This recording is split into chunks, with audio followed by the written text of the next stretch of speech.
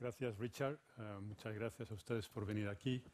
He de empezar con una nota personal en mis 10 minutos, aunque sean un poco elásticos, como han visto en anteriores charlas. Pero he de empezar con una nota personal porque para mí es verdadero placer y un honor hablarles a ustedes en este centro en particular. Cuando veo la palabra Fundación Telefónica, cuando veo la palabra Telefónica, resuena una cuerda dentro de mí. Y es porque mi familia, toda es una familia de telefónicos. Mi padre trabajó en la Telefónica, mi tío trabajó en la Telefónica, mi hermana trabajó en la Telefónica y mi madre siempre me decía: hijo, ¿por qué estudias tanto? Colócate en la Telefónica. No le hice caso, por desgracia o por suerte, quién sabe. El caso es que por una beca de la Fundación Telefónica fui a Estados Unidos a estudiar en 1974. Y aquí estoy, casi 39 años después. O sea que para mí es importante hablar aquí en este auditorio hoy y hablarles a ustedes. ¿Han oído hablar sobre tecnología o que iba a hablar sobre tecnología? Mi pregunta a ustedes es, cuando oye la palabra tecnología, ¿cuál es la primera o segunda palabra que le viene a la mente? Seguramente, como Richard ha dicho, tecnología, iPad, iPhone, computer, networks, YouTube, Facebook. Tecnología es mucho más que esto, por supuesto. Si ustedes lo piensan, es un segmento muy pequeño en el que nos estamos hablando. Lo que ocurre es que la importancia y la trascendencia es mucho mayor que estos elementos que son casi de juego para todos nosotros. Pero hablando de tecnologías, de las cuales hablan ustedes tanto, para no olvidarme ni de dónde soy, ni lo que era hace 10 años, ni la tecnología que teníamos hace 10 años, déjeme que le presente un objeto explícito de 2003. Lo llevo siempre que estoy en España para darme cuenta de cuánto ha evolucionado realmente la tecnología en 10 años. Y ha evolucionado por varias razones, pero fundamentalmente, puesto que han hablado en grupos de 3, les daban 3 razones, les hablaban de 3 temas, yo voy a hablar también de 3 cosas, 3 pilares en los cuales se asienta, a mi modo de ver de una forma muy sui generis, la tecnología actual. Y los 3 pilares son los siguientes. Vamos a ver si primero funciona este asunto o si yo lo sé manejar, que es otra historia. Acá. Los 3 pilares son muy sencillos. Se pueden condensar en la palabra BAG, que quiere decir bits, es decir, información, atoms, que quiere decir materia, materia inanimada, y genes, es decir, vida. Y una visión un poco materialista de la vida podría ser que genes no es más que materials plus information. Pero la realidad es que con estos 3 pilares, se dan cuenta ustedes, se puede construir casi toda la tecnología actual, no únicamente la que hemos hablado, pero todas, incluso la tecnología de la manufactura también. El elemento fundamental en todas ellas es que es un bloque fundamental, un building block, como decimos en inglés, y sobre el cual se monta el edificio de muchas de las tecnologías actuales. Por ejemplo, en el caso de atoms, materials, la palabra clave que ya han oído hablar ustedes es pequeño. Cuanto más pequeño, mejor. Decían que trabajo en un centro de materiales, ¿cómo se dice?, nanomateriales funcionales. Nanomateriales a escala nanoscale, a escala nanoscópica o nanométrica.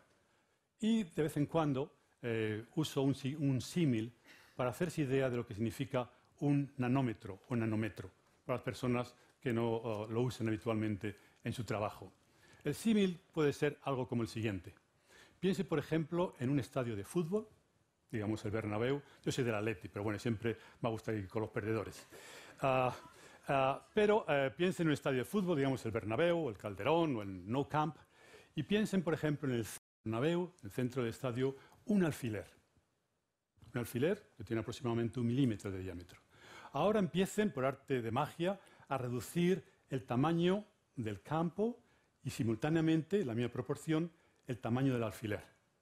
Cuando el campo de fútbol tenga el tamaño de una uña, un alfiler tendrá el tamaño de un nanómetro. Eso para que hagan idea del tipo de escalas. Las escalas que estamos trabajando es del orden de unos pocos nanómetros. Realmente se lo debemos todo o casi todo a la industria micro o nanoelectrónica. Porque, por ejemplo, en 1970 los transistores tenían un tamaño aproximado de 10 micras. Piensen que el tamaño de los pelos, los que tienen pelo, es aproximadamente 100 micras. O sea que la tecnología era que era 10 micras por... No, entonces tenía pelo. Era de 10 micras. Actualmente el tamaño de los transistores es del orden de 20 nanómetros. 20 nanómetros. O sea, se ha reducido en 4 órdenes de magnitud. Esta reducción de escala es la que ha hecho posible la verdadera revolución nanotecnológica que ha llevado no solo a la microelectrónica, sino a muchas otras partes. El resultado final es cuando uno pone bits and atoms together. En bits se refieren únicamente a la parte física del ordenador, sin todos los algoritmos y toda la parte de software. Uno puede construir un mundo que, según el eslogan de IBM, es un mundo que es pequeño, inteligente y personalizado. No se refiere únicamente a las cosas del mundo de la comunicación, pero puede uno verlo en industrias tan diversas, por ejemplo, como la industria de manufactura, la fabricación. Lo que hoy en día se llama fabricación digital, fabricación inteligente, tiene muchísimo que ver con la posibilidad de construir nuevos materiales, como por ejemplo fibras de carbón o nanorecubrimientos, pero también con la posibilidad de mover la información, de saber dónde está el mercado de distribución y personalizar los productos. Es curioso que en una época en que todo se hace a gran escala, los productos cada vez se personalizan más. No solo eso, sino que las piezas, con los nuevos impresores que hay, que se llaman de three-dimensional printing, uno puede hacer piezas individuales, singulares, y construirse su propio dispositivo al gusto individual. Lo que uno dice de la manufactura lo puede decir también de la medicina. Hablamos de medicina personalizada, en la cual hay una confluencia de, primero, conocimiento del genoma individual de cada individuo. Segundo, una personalización de las drogas, de los fármacos que necesita para ese individuo. Y tercero, un análisis de las distribuciones de población para saber cuál es específicamente la enfermedad que una persona tiene y cómo tratarla. Es decir, que en campos diferentes, muy diversos, la idea de pequeño, inteligente y personalizada realmente está hoy en día. Los 3 grandes bloques BAG. La cuestión es, y es lo que quería referirme sobre todo, es ¿a dónde vamos? Esta es la realidad de hoy. Esta es la innovación de ayer. ¿Cuáles son los desafíos y cuáles son las posibilidades para nuevas tecnologías y nueva innovación en el futuro? ¿Dónde vamos? Para bien o para mal, y si quieren hablamos de eso después, es a un mundo en el que todo y todos estamos conectados en todas partes, en todo momento. Un mundo conectado continuamente a las otras personas y a todos esos. Estamos hablando del coche conectado al teléfono, del teléfono conectado al refrigerador o conectado al sistema de calefacción de nuestras casas. Un mundo en que todo realmente está conectado. ¿Por qué es posible esto? Es posible por 2 razones. En primer lugar, porque la tecnología lo hace posible y segundo, porque es cada vez más barato. Vamos a hablar, por ejemplo, de cuán barato o cuán caras son las cosas. Pensemos, por ejemplo, en lo que en términos técnicos se llama un gigaflop. Lo voy a explicar. Un flop es lo que se llama una operación aritmética por segundo. Un gigaflop es 1000 millones de operaciones por segundo. En el año 1984, el coste de hacer 1000 millones de operaciones por segundo era 33 millones de dólares. 33 millones de dólares. En el año 2000 era 1.300 dólares. En el año 2003 era 100 dólares. Ahora es $1. Del año 84, 33 millones, al año 2013, $1. Fíjense lo que ha reducido. Y no solo el procesamiento, sino el almacenamiento de información. Puesto que estamos hablando de un mundo conectado, hace falta transmitir información, hace falta generar información, por supuesto, pero también almacenarla. Para almacenarla, pensemos, por ejemplo, en este gráfico que tengo aquí, en el cual, de nuevo, hablando de cuánto cuesta almacenar la información, aquí la unidad de información es el byte, es decir, una palabra, El individuo es un bit, un 0 o un 1, y una secuencia de 8 ceros o 1 es lo que se llama una palabra digital, que es un byte. Bueno, un gigabyte son 1.000 millones de palabras. Bueno, pues 1.000 millones de palabras costaban en el año 2005 $19 almacenarlas. Almacenar 1.000 millones de palabras en 2005 costaba $19. En el año 2001, $1,6. Y en el año 2015 se anticipa del orden de 60 o 70 céntimos. El coste ha sido enorme. Eso ha permitido no solo crear, transmitir, sino también almacenar información. Para hacerse una idea, fíjense, por ejemplo, de que una página escrita tiene un contenido de unas 1.000 palabras digitales. 1.000 palabras. 1 millón de veces más es lo que cuesta almacenar, en términos de espacio, una película de 2 horas. La cantidad de tráfico que pasa en una hora por Google es 1 millón de veces más. La cantidad de información que se ha generado en el año 2010 es 1 millón de veces más. Estamos hablando de lo que se llama zettabytes, en términos matemáticos, 10 elevado a 21 bytes, una cantidad increíble. Pero no solo es eso, sino que la extrapolación es que vamos a aumentar de una forma exponencial la cantidad de información generada, transmitida y almacenada. La cuestión es, ¿dónde está el límite? ¿A dónde vamos? En primer lugar, ¿cuán pequeño pueden hacerse las cosas? Les hablaba antes de 20 nanómetros, la tecnología actual aproximadamente. ¿Podemos seguir haciendo los dispositivos cada vez más pequeños? Por supuesto, hay un límite. El límite es el átomo. El átomo que tiene un tamaño de algo así como medio nanómetro, 5 angstroms o así. Estamos aproximando bastante al límite atómico.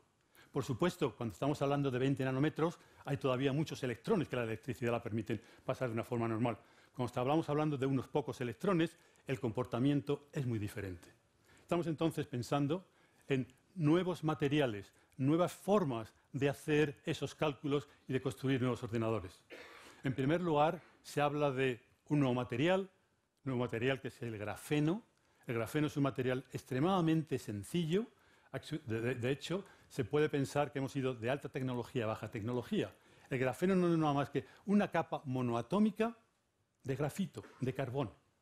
Y la forma en que se puede producir grafeno es de lo más pedestre. Cojan un lápiz, cojan un papel, hagan así con el lápiz, y lo que queda en la marca del lápiz, cojan ahora un scotch tape y pelen la marca de grafito. Lo que le queda en el scotch tape es una capa monoatómica de carbón que se llama grafeno. Por ese descubrimiento, hace 2 años, a 2 rusos establecidos en Inglaterra les dieron el premio Nobel.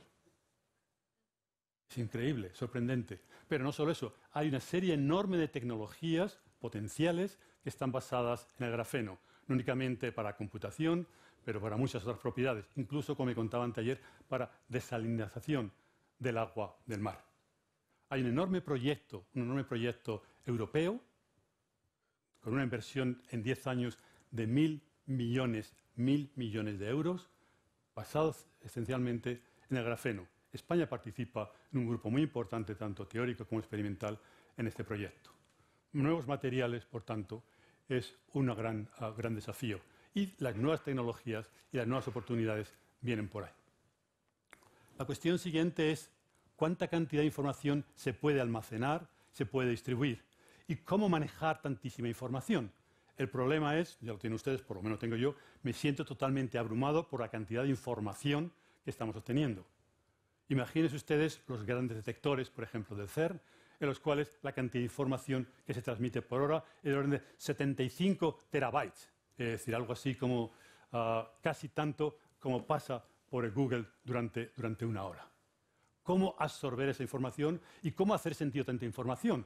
Porque la mayor parte de información, que supongo que ustedes saben un poquito, es sobre todo ruido. ¿Cómo extraer realmente la información? ¿Cómo visualizar y cómo sacar realmente lo que es de valor? Las nuevas técnicas que se llaman analytics, pues es la nueva jerga para decir cómo procesar, cómo almacenar y cómo sacar sentido a la enorme cantidad de información que sus empresas, los laboratorios de investigación, obtienen, es una de las nuevas tendencias. La siguiente pregunta es cómo manejar la complejidad de las redes que se están estableciendo. Llega un momento que también nos pueden abrumar. Curiosamente, para esto se está acudiendo a tratar de entender la maquinaria más compleja del universo, que es el cerebro. Hay dos grandes proyectos, uno en Estados Unidos y otro en Europa, precisamente relacionados con el cerebro humano. En el caso de Europa es sobre todo tratar de emular, de simular el cerebro humano para aprender de cómo funciona y usar ese conocimiento en los modelos de las redes normales, que son inanimadas, por supuesto. En el caso de Estados Unidos es más interesante, o lo que interesa más, es entender el funcionamiento del cerebro, sobre todo dónde ocurre la información, con nuevas técnicas, precisamente de nanotecnología, para hacer imágenes del cerebro a escala lo más determinada posible. Y la última pregunta es, ¿cuánta energía nos cuesta eso? Si miramos cuánto cuesta en energía hacer un cálculo, es miles y miles y miles más pequeño que hace 20 años. El problema es que procesamos mucha más información. El resultado neto es que el consumo de energía en la creación y el almacenamiento de información es muchísimo mayor y está siendo cada vez mayor un problema en todos los centros de almacenamiento de datos. Les pongo un ejemplo. Compañías que tienen grandes bases de datos, como Amazon o Google o Microsoft, tienen sus bases de datos, sus centros de datos, junto a plantas de energía hidroeléctrica, para que el coste de la energía sea mucho menor. Piensen ustedes, por ejemplo, en el ordenador más rápido. El ordenador más rápido procesa información a una velocidad como de lo que se llama el petaflops, es decir, 1 billón de veces un megabyte o un megaflop. La siguiente generación, que estará seguramente en funcionamiento en el 2017-2018, tendrá la capacidad de procesar información 1000 veces mayor, si tenemos suficiente energía. Porque en este caso, la cantidad de energía que tal ordenador consumirá es exactamente la que puede producir una central térmica, aproximadamente 1 gigavatio. Es decir, es realmente imposible llegar a esos límites a menos que encontremos nuevas formas de energía. Es una de las cosas en las cuales en mi laboratorio estamos trabajando. Empezaba con 3 elementos fundamentales, BAG, bits, atoms and genes. Creo que voy a añadir 2 términos más para formar lo que se llama N-bang, es decir, energy, bits, atoms, neurons and genome. Todos esos son los bloques fundamentales en los que las nuevas tecnologías van a tener realidad en los próximos años. Voy a terminar, como empecé, con una nota personal, pero de una forma un poco diferente. Y es rindiendo un pequeño homenaje a un antiguo colega de IBM y colega también en bastantes comités. Una persona excepcional que murió hace 2 semanas, Heinrich Röhrer, el Premio Nobel de Física en 1986, por un descubrimiento fundamental. Y le traigo a colación, no solo por el aspecto personal, porque realmente yo creo que es el ejemplo a emular, no tanto o no solo por lo que ha hecho, sino por el espíritu suyo. Porque las preguntas que uno al final tiene que preguntarse ¿es realmente la tecnología la solución de los problemas del mundo? Hay personas que piensan que sí. Yo creo que en ese sentido debemos ser un poquito más humildes y, a pesar de ser enamorados y realmente propagadores del concepto de tecnología, ver también los propios límites.